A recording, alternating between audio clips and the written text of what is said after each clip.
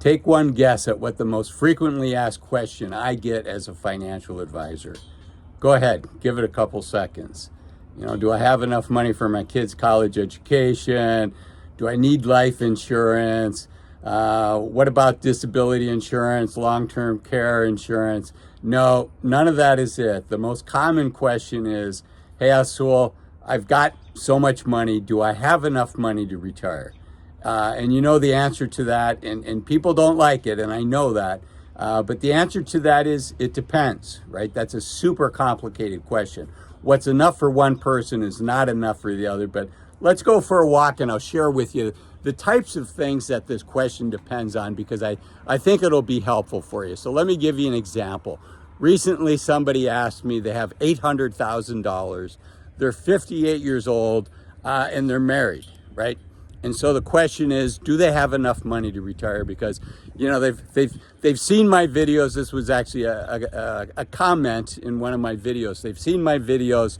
They've heard me say, if you're 60 years old, unfortunately, you likely only have 1,000 weeks left of healthy, active time. And, that's not a lot of time for any of us. And so they want to get on with it, right? They want to retire if they can. So first off, I can't answer a question like that in the comments, because I don't know somebody's situation. And not only does it depend when I know somebody's situation, but really, in these videos, I can give generalities, and this is not financial advice that I'm giving on this channel. Really what my goal is to give you some things to think about so that you can look things up and decide what the best answer is for yourself. And I always encourage you to work with a fee-only financial advisor. Okay, that out of the way. What types of things depend? Well, one of the first questions I'm going to ask you is, what's your health, right? Because if you have let's say you've had a cancer diagnosis, or you have heart disease, and you don't think you're going to make it to 95 years old, well, that's gonna impact your plan, right? It's going to be a lot easier to say, yes, you can retire sooner rather than later, right? I don't think if any of us got a diagnosis from our doctor that said we have a year left to live, well, we'd figure out a way to quit working and enjoy that year to the best of our ability. So, this is just an extension of something like that. Hopefully that's nobody's situation here. So that's one thing it depends on, is your health. Another thing is, in this case, this person's married, right? And so one of the questions is, what's the strength of your relationship? Because while you may be able to make it work on 800,000 if you have a happy marriage and you and your spouse enjoy doing the same things together, if you have a rocky marriage and divorce is potentially likely in the future, divorce is expensive. And, in most states, you're going to end up splitting half of your assets. I'm not a divorce attorney, but just in general. So if you have a rocky relationship, it may not be enough to retire, right? So, I talk about investing in your health. I talk about investing in a fee-only financial advisor. I also think it's super important that we invest in our relationships with our spouse. If you're in a situation where therapy could help, going to a counselor could help, that's money very well spent. Because it's more expensive than $100 or $200 an hour for a therapist. Yep. Getting a divorce is more expensive than that. So that's another thing that it depends on. But let's just assume you're in good health. You've got a good relationship. You're 58 years old. You have $800,000. Any other guesses what my next question is going to be? Hopefully, if you've watched my videos in the past, Next question is, where is this $800,000? Is it all in a regular 401k or a regular IRA? Because that's going to be different than if it's in a Roth version of an IRA. Why? Or a Roth version of a 401k. Why? Because in a regular IRA, in a regular 401k, let's say you need $50,000 a year to live on. If all that money's coming out of your 401k or your regular IRA, that's all taxable income. So you're going to have to, it's going to count towards your ordinary income. Where if it's in a Roth, the way the law is set up now is it does not count as taxable income. So that's a super important component.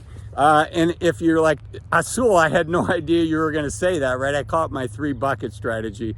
You can learn more about my 3-bucket strategy up above at this video up here. And I hope you find it useful. It's super, super important. Unfortunately, most people don't think about it until after they retire. You can still make some adjustments later, but the more time you have, the better on that. Okay, let's keep talking. What else does it depend on? Well, what are your other sources of income? So you have $800,000, but do you happen to have a rental property? Do you happen to have a pension, either from a government job, or maybe you had military service? So do you have any other sources of income coming in? And are those other sources of income, are they adjusted for inflation, or are they a set amount that over time is going to have less and less purchasing power? The other thing is, in this example, it's somebody that's 58 years old, right? They've got 7 years until they're going to be covered on Medicare. So what are they going to do about healthcare coverage? That would be another question for them. Do they have access to healthcare coverage? Maybe they were military again and they have access that way, or they got a early retirement at their company, and they're part of the packages they're going to be offered on the retiree healthcare plans. I don't see much of that anymore. 30 years ago, it was much more common. It still wasn't common, but it was much more common than it is today.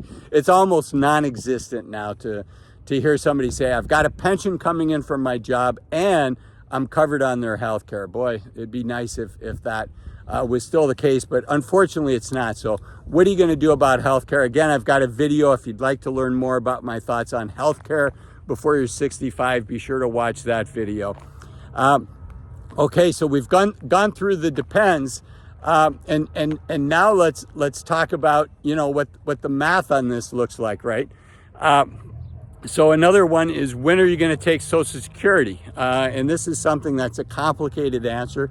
Most people can take Social Security early at 62, but they're going to lose out on that 8%. They're essentially going to get a much lower monthly payment for taking that money early. Essentially, your benefits increase by about 8% a year. Again, this is a complicated question. Best to work with a fee-only financial advisor, but you can look at the numbers and decide, based on your health, based on how many years it takes to break even, which path is best for you. So these are the types of things that it depends on. Hopefully that's been helpful. One thing to think about is the 4% rule. Here comes a train. You can see it in the background there. You can use the 4% rule as a ballpark number. Remember though that the 4% rule is based on a portfolio that's at least 60% exposed to stock, and that's going to be a bumpy ride. Again, I've got another video if you want to find out more about the 4% rule, so take a look at that. But it's not a low risk portfolio, so it depends on who you are and whether a portfolio that's going to have that volatility makes sense for you. Because if it doesn't, probably best not to think about the 4% rule, right? It probably isn't relevant to you. There is a number that is relevant to you, but again, work with a fee-only financial advisor. If you're curious what the difference is between a good and a great fee-only financial advisor, again, got another video for you. So hopefully this video has been helpful. If you enjoyed the video, please give me a thumbs up. And if you enjoyed today's video, I know you're going to like this video here, which is the average retiree income at 65 years old. And this video here that talks about why you should think about retiring as soon as you can. Thanks for watching. Bye-bye.